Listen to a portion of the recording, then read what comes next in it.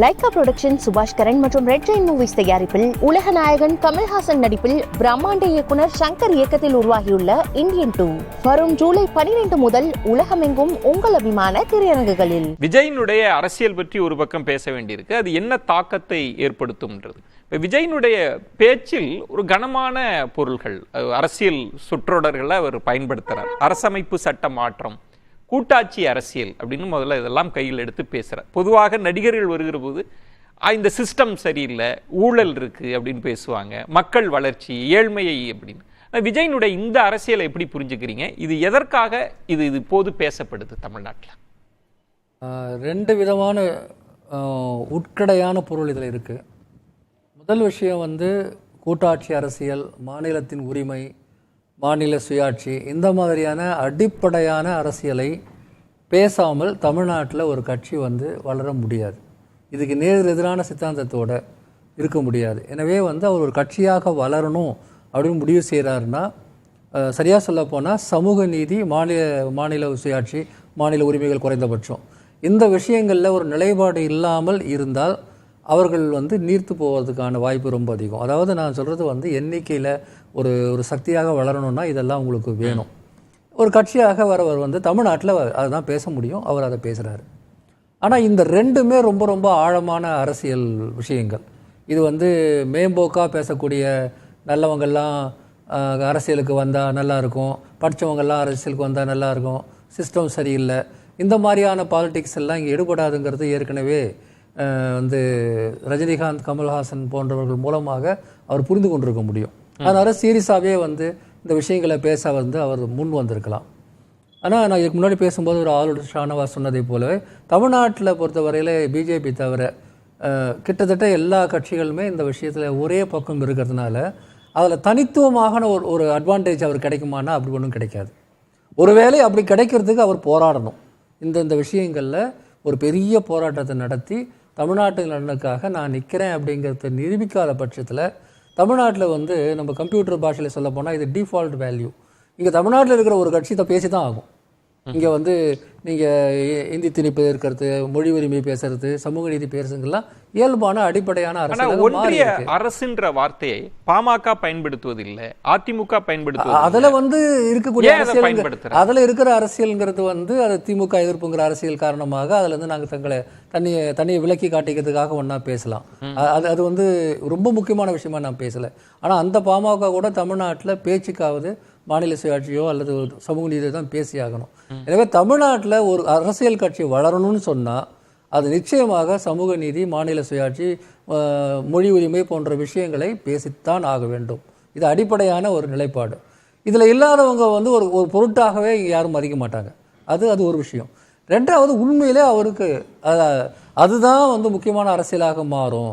அதன் அடிப்படையில் தான் தன் கட்சியை வளர்க்க விரும்புகிறாரா அப்படிங்கிறதெல்லாம் பொறுத்து தான் பார்க்கணும். ஏன் இந்த வார்த்தையை நான் ரொம்ப கேர்ஃபுல்லாக சொல்கிறேன் அப்படின்னா, சில விஷயங்கள் ரொம்ப கனமானது, அது போகிற போக்கில் சொல்லிட்டு போயிடுவாங்க. ஆனால் நிஜமாவே அதுக்கான பொலிட்டிக்கல் வெயிட்டை அவங்க உணர்ந்து தான் பேசுகிறாங்களா, இல்லை உணர்ந்துருக்காரு அந்த பேச்சு அப்படி அதான் உணர்ந்து தான் பேசுகிறாரு அப்படின்னா அவர் அடுத்தடுத்து என்ன செய்ய போகிறாங்கிறத பொறுத்து அதை நம்ம பார்க்கணும். ஆனால் அப்படி ஒரு நிலைப்பாட்டில் அவர் இருந்தால் அதை முழுமையாக வரவேற்கிறேன். தமிழ்நாட்டில் இருக்கக்கூடிய ஒரு கட்சி தமிழ்நாட்டின் நலனுக்காக போராடுவது என்பது முழுமையாக வரவேற்க தகுதி. அதில் எந்த சங்கடமோ பிரச்சனையோ எல்லாம் ஒன்றும் இல்லை.